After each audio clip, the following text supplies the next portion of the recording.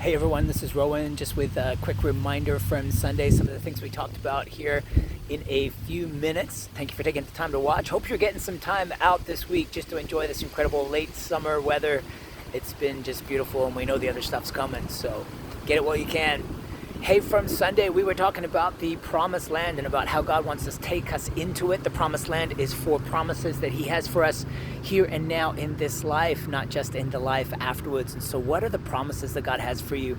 Here's what God's saying to us as a church, and I hope you get something out of it. But God's been saying to us, Deuteronomy chapter 1, verse 6, you've been at this mountain long enough. What is the mountain that you've been at long enough? What are the things in your life that just really need to change, that you've been here long enough, that you've been in this place and in this season long enough that it's time that our faith be stirred for something different, for a promise from God to be seen and to be made manifest in our lives? What is that for you? And the other thing that we're looking at is that, right in that context of moving into the promised land, it's important. Numbers chapter 14, verse 7 to 8, it's important for us to remember that God delights in us. So it's time for us to make changes in our lives, but God delights in us. And because he delights in us, he's going to bring us into the land.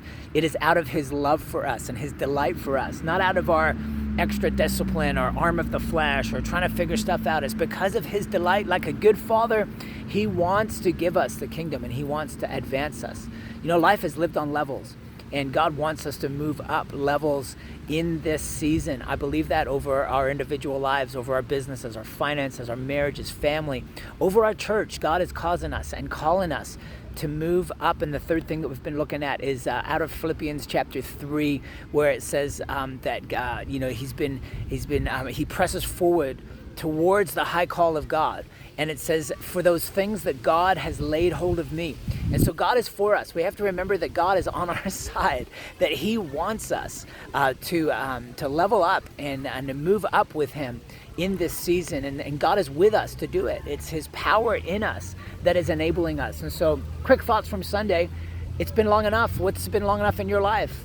God delights in you. Are we taking time to remember that and to acknowledge that and to do that out of the delight that God has for us? And then also God is for us. He's with us. He's with us right now in this season. And he's with you today as you go through this week. Can't wait to meet with you all again on Sunday. It's going to be great. We'll move into some heart things that need to be in place in order for us to obtain the promise. It was 40 years in the wilderness where God was working on the children of Israel and on the next generation, and he was looking at their heart. We're going to look at that this Sunday. Hope you can join us. See you around. Bye-bye.